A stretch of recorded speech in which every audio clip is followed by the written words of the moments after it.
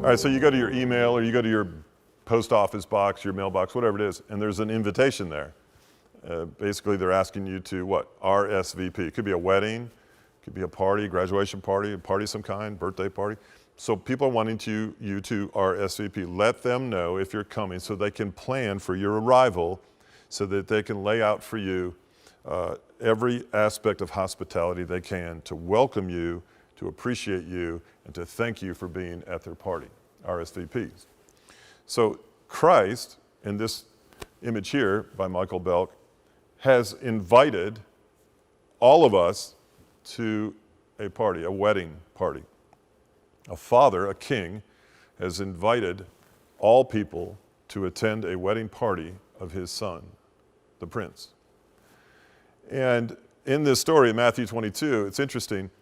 The invitations, the servants take the invitations, they send them out.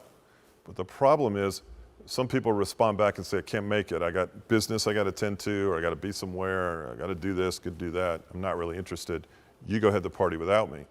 And the king kind of gets a little bit like rejected in all of that. And he sends his servants out again and he says, well, just invite everyone else who wasn't on the original list. Everyone's invited now. And those who I wanted to be here, they don't want to be here, they don't have to come.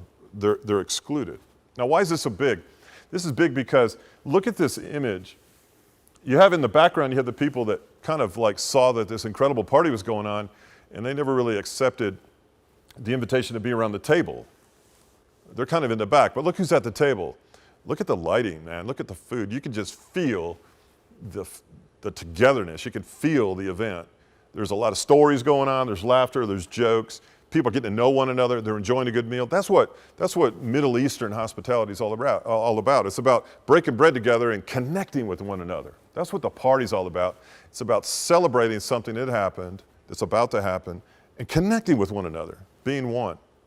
If you've ever been to Europe, or you go to these meals and you make your reservation like at 9 o'clock at night, and you know you're going to be there 3 hours. They're not like Americans. Europeans don't want to turn tables. They want you to stay, enjoy the meal, enjoy each other, that it would be an event.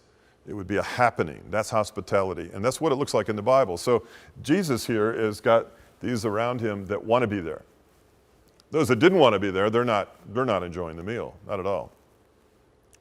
I remember all the parties I used to go to in college. The party didn't really matter who was throwing it, like it was a fraternity or something. That didn't really matter. What mattered was there was a party. I was there to party, at the party. It wasn't about the host. It wasn't about respecting them, showing them appreciation or gratitude.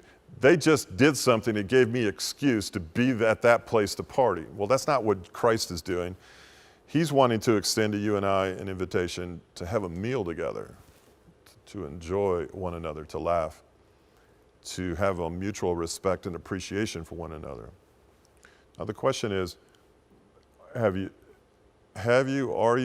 contemplating accepting that invitation to know one another on a very intimate, personal level and enjoy fellowship together, togetherness? Are you invited to the banquet? Sure, you're invited. Are you too busy? Are you distracted? Are you disinterested? Okay, well, I've been there. I know what that's about. You're in the back. You're behind the partition there, and you're kind of a spectator. Have you received an invitation and realized, well, I'm not really one to be invited to such a party as this, but I'm going to go. And when you get there, you realize, wow, he really cared that I was there. Well, that's basically what's going on in this world today. An invitation is being sent out as to whether or not you want to attend the wedding supper of the Lamb of God, who's going to be reunited with those who accepted that invitation to receive him. You reject, you're in the back. You accept, you're at the table. And at the table, it's fun. The food is good. You're satisfied. You're nurtured. You're nourished. And you're in friendship with God, with Christ himself. Anyway, something to think about, something to do more than think about. RSVP is a great image. Wish I was there eating right now, don't you? I love the image. I love the feeling that it invokes. Anyway, I hope we all experience that together as we RSVP the gospel of Jesus Christ.